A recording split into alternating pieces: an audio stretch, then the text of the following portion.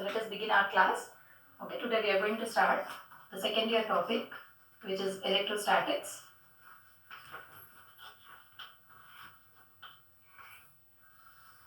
Okay, as per the name of the chapter, electron is something related to an electron or a charge, and static is which is at rest.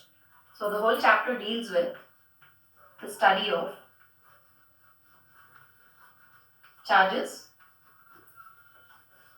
at rest. Okay, not only the study of charges at rest, we are going to even study about the phenomenon what a static charge is going to produce.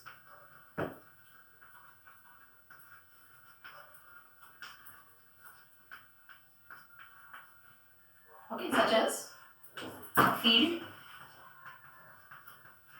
force, potential, etc.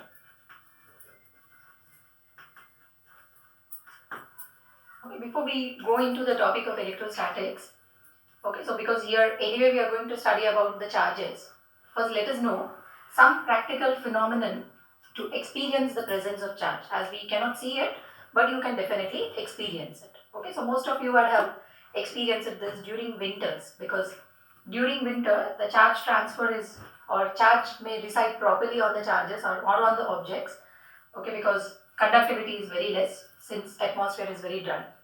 Okay, so during winter most of you have observed, no, when you're folding the woolen rugs, you observe the sparks in a dark room,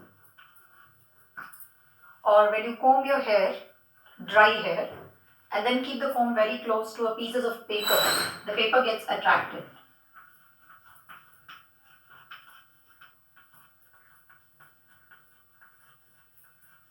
Okay, they come and stick to the comb and immediately fall down. Okay, this also is an example of the presence of charge.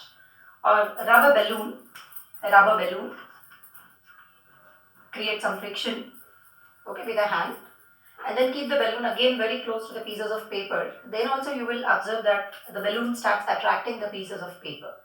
So all these simple examples, what we observe in our day-to-day life, will tell you that there is something present on the balloon or on the comb, or which is responsible for production of the sparks, and that is nothing but the charge.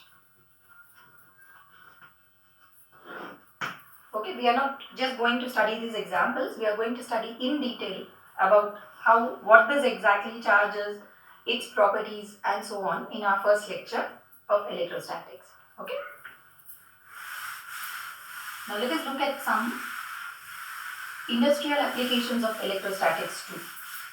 Okay, so these are our day-to-day life examples to experience the presence of charge. But there is a lot of use of electrostatics industrially too. Okay, there are three industrial applications which I can quote here. Okay, the first application or the first example for electrostatic charge is static painting.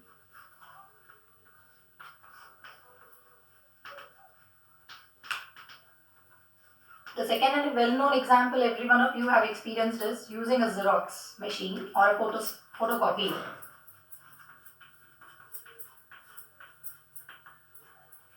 Then one more industrial application, it's a fly ash collection. Let us first begin with a very well-known example, that is a Xerox or a photocopier. Okay, we know what exactly happens in a Xerox machine or a photocopier. Okay, we put a piece of paper and we get a printout of the same in another plain sheet. Okay, we are not going to study in detail about the various parts of the photostat or a Xerox machine, but in just a brief.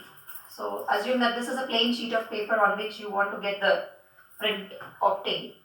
So whenever they put it inside the machine, so some sort of charge is deposited on it. Say the paper is getting a negative charge. The whole paper is charged to negative. And the other piece of paper which has the prints, that something is written on it, okay, which you want to copy onto it. So the ink part of the paper, which is called the toner, is completely given a positive charge. Now obviously now you will come to know what would happen when I keep this sheet of paper with positive charges on the negatively charged paper. There would be a force of attraction, but in between these two you will have a toner which is nothing but a dry ink. So this is a way in which you can transfer the contents from one page to an empty page. So this is the basic principle. It may not be exactly the same way it occurs inside the machine, but this is a basic concept. So this is one application of static charges or electrostatics. Now coming to the second example, static painting. Okay, for painting metal objects, they'll be using this static painting. So this is a metal body which has to be painted, a three-dimensional object or a metal rod, and now we have to paint it. Then what they exactly do is, first they expose this metal object to current so that some sort of charge is deposited on it, either negative or positive depending on the device. So now this whole metal object is negatively charged.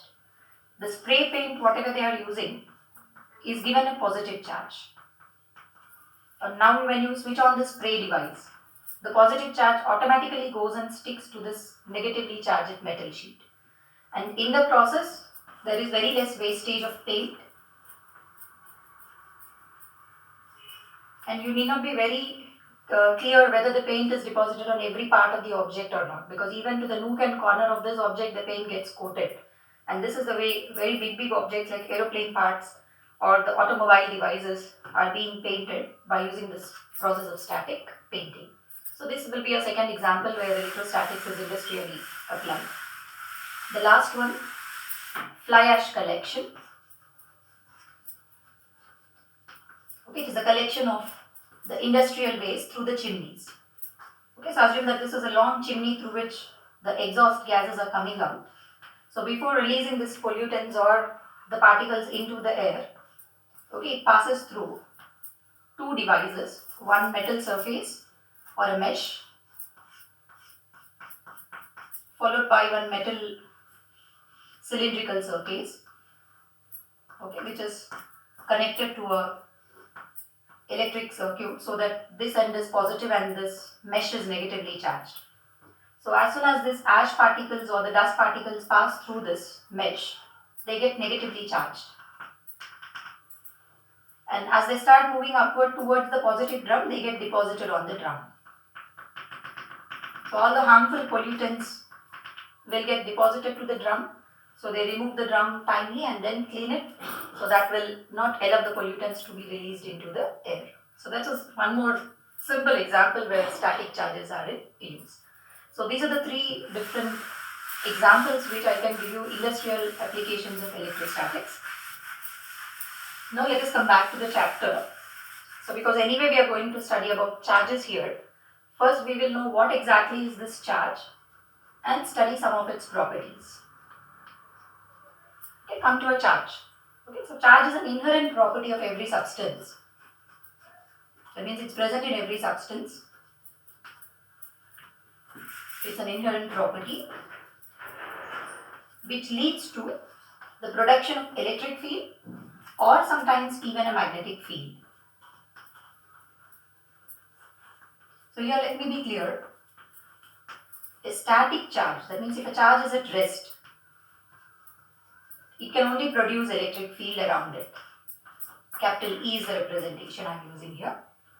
Now if the charge is in motion, then the question comes what type of motion it is. Whether it is moving with constant speed or velocity or accelerating. A charge which is moving with a constant velocity can produce electric field as well as magnetic field. Whereas if the same charge starts accelerating, along with electric and magnetic fields, it will radiate energy. And this energy itself, we call it as electromagnetic energy or electromagnetic wave. But anyway, for this particular lesson, we are only going to constrict ourselves regarding the study of static charges and the production of its electric field. So later we will go to the study of moving charges and the accelerated charge by the end of the first book. Okay, so coming to the charge again, as I told you, it's an inherent property which can produce electric or magnetic field. Since I am calling it as an inherent property, it is present in every substance. See, all of you are familiar with Bohr's atomic model, the basic atomic model. So assume that the Bohr's atomic model is true. So every atom contains a positively charged nucleus at the center, which is surrounded by electrons which are revolving, that is negative charge.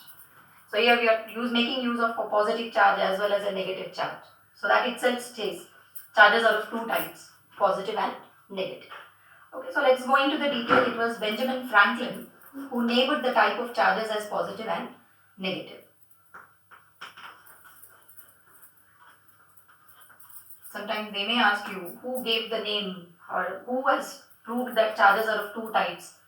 It is Benjamin Franklin. Then the term electricity was coined by another scientist called Gilbert. Gilbert coined the name electricity.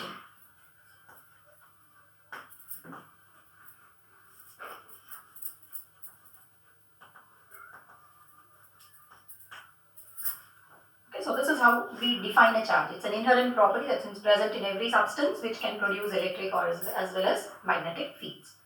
Now going in detail about the characteristics or properties of charges.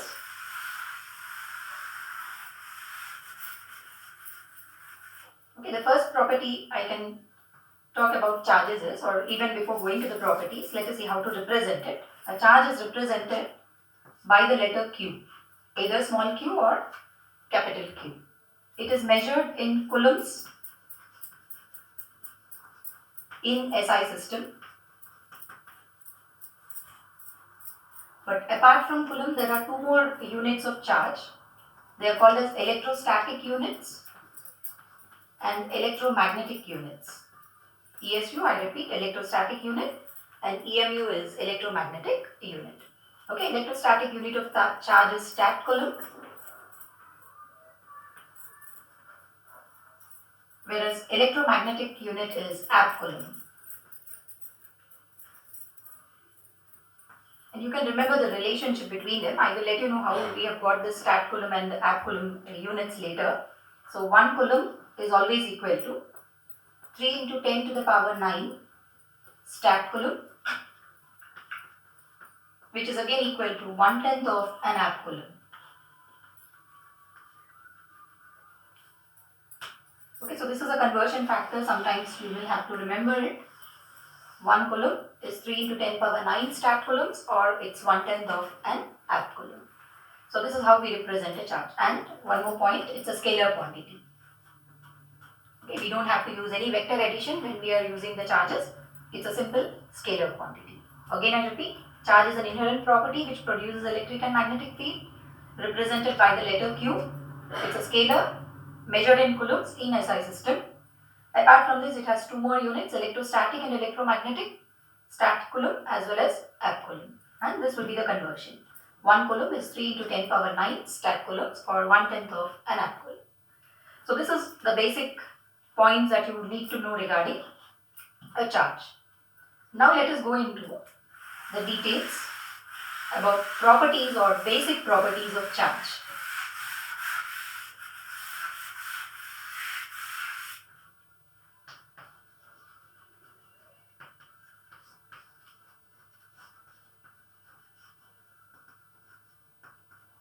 Okay, the first point is charge is invariant. Okay, let's see what is the meaning of invariance. Okay, so from Einstein's theory of relativity, all of you must have been familiar with this equation that m is equal to m naught by under root 1 minus v square by c square. That means if a particle is moving, or a body of mass m naught, this is the rest mass of a body, if it starts moving with a speed which is comparable with the speed of light, then mass is no more a constant, it is a variable. Similarly, length becomes a variable according to the similar relation. Even time is variable. Okay, what we assume in Newtonian mechanics as constants, all of them become variable if they start moving with a speed comparable with the speed of light. But whereas coming to a charge, it is invariant. That means even if you make a charge move with the speed of light, it is not going to change its magnitude. It is always going to remain constant. So that is the meaning of the charge is invariant. Okay, you can note down this point because these are the points which are generally asked in the subjective exams. Okay, what do you mean by invariance of charge?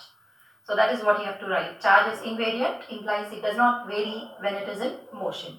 Magnitude always remains constant. Then the second property of a charge is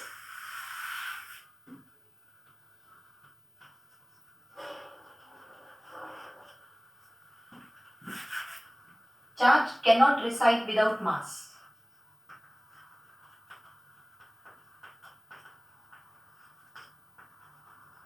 So indirectly I am telling you that if there is no mass, there is no charge. If there is a charge, definitely there is a mass. So without mass, you cannot have a charge. Because the basic method to charge a body is by transfer of electron. Okay, so if you want to make a body charged, I cannot bring a charge from somewhere and put it onto this object. How do we charge a body? We will study about it in detail, but the basic method is removing an electron from one body and depositing it on the other. So even if you transfer one electron from one object to another object, along with electron we are transferring its mass too. So without mass, charge cannot exist. So this is the second basic property of a charge. Now coming to the third property.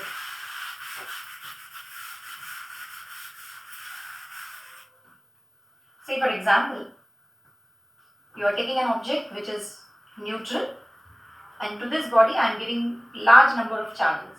Say first I added Q1 amount of charge, then Q2, then minus Q3, Q4 and so on. Then the net charge on the body will always be algebraic sum of all the charges, that is Q1 plus Q2 minus Q3 plus Q4 and so on, as many charges as you are giving. So along with the sign we are going to add them. So and the net charge is a simple algebraic sum of all the charges that you have given to a body. This is called the principle of additivity, or simply additivity of charge.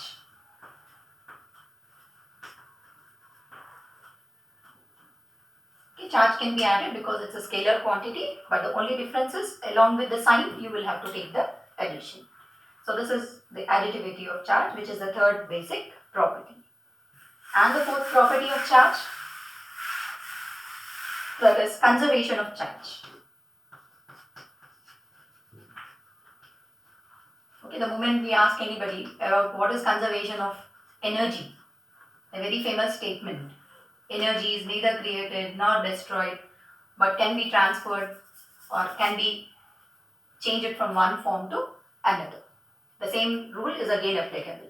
But here we tell it in a different way. Of course, we cannot create a charge, we cannot destroy a charge. If you can create a charge, you can create electron. If you can create electron, you can create anything in the universe and you will be called a god. Definitely it's not possible. Okay, so come back. Conservation of charge says that the net charge of an isolated system, or charge can neither be created nor destroyed, that is always there, but it can be transferred from one particle or one body to another. But indirectly, the other way of writing is the net charge of an isolated system will always remain constant.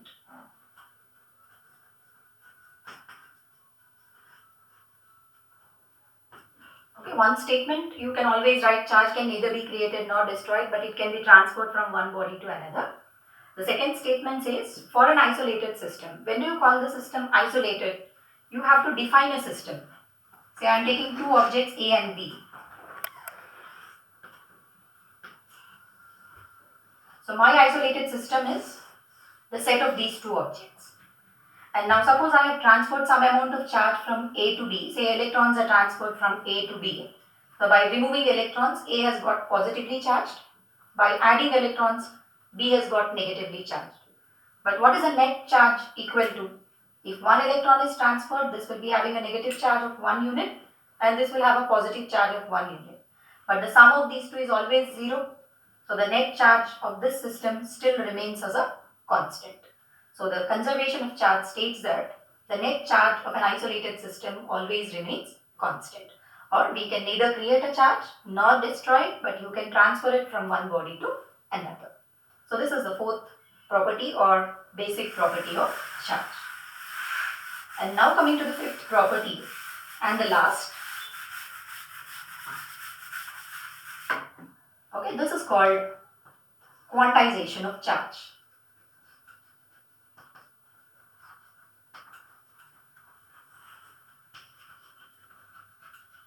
Okay, the quantization principle states that the total charge given to any object should always be an integral multiple of charge of electron.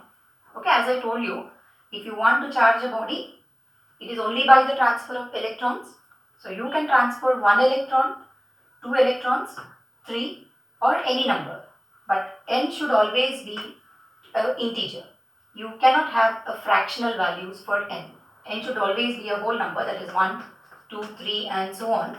The sign tells you whether you are giving it a positive or a negative charge, but it can never take fractional values.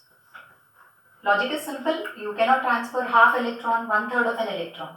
You can transfer only a one complete unit, that is electron.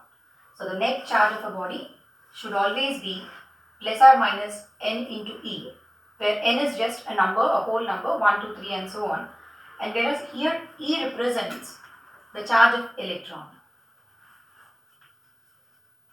All of you have already studied what is the charge of electron in chemistry.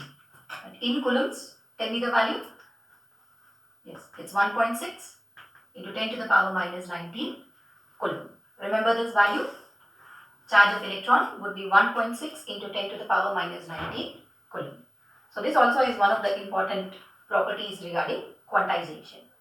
But when you are dealing with quantization, we should be very careful when we are dealing with microscopic charges. Microscopic charges in the sense whose magnitude is very less, lesser than 1.6 into 10 power minus 19. It can never be less than 1.6 into 10 power minus 19, but still, while dealing with microscopic charges, just make a check whether it is practically possible or not. Say for example, if I say can a body possess a charge of Q equal to 0.8 into 10 to the power minus 20 coulomb. How do you know that whether this charge is possible or not? Let's check it by using this relation. Q is given 0.8 into 10 power minus 20. We know n should always be a number which will never be a fraction. If Q is equal to n into E, 0.8 into 10 power minus 20 is n into 1.6 10 to the power minus 19. Simplify, what should be the value of n? 0.8 into 10 power minus 20 by 1.6 into 10 to the power minus 19, which would be 10 power minus 1 by 2, or 0.5 into 10 power minus 1, or 0.05 electrons. Now you tell me, is it possible to transfer this fraction of an electron from one object to another? Definitely no. So a body cannot possess a charge which is equivalent to 0.8 into 10 to the power minus 20. So this is what you have to check, if at all, if they ask you, can a body possess this amount of charge? So that checking is very much necessary when you are dealing with what kind of charges? Microscopic charges. But while dealing with macroscopic charges, you can ignore quantization. I am not saying you don't have to check it. If you want, you can check it. Even if you ignore it, nothing is going to happen. Okay, let's see why. Okay, so to understand why we ignore it for macroscopic charges, let us take one simple example. Say a bag of grains or rice is given. When you have to pick one grain to another container, you should be careful that the whole grain comes out, because you can't transfer half of a grain, because if I am assuming that each grain is an electron. But when you are dealing with macroscopic, okay, say I am lifting a handful of grains from one container to another. When you lift a large quantity, definitely you will get a whole number, because breaking of electron is never possible. You will always transfer a whole quantity to another container. That is what is the meaning of ignoring quantization for microscopic charges. Whereas while microscopic charges are dealt with, you should just check out whether it is practically possible or not. So this is what we have been discussing for today, okay, regarding the charges. Again I repeat, what all did we consider for charges? Charge is a scalar quantity measured in coulombs represented by the letter Q. Coming to the basic properties, it cannot reside without mass. It has additivity in nature, obeys conservation of charge is true, and then quantization of charge, Q should always be n times of E, and charge is invariant. It does not change even when it is in motion. So these 6 properties all put together will be considered as the basic properties of charges. That's all for today. See you tomorrow.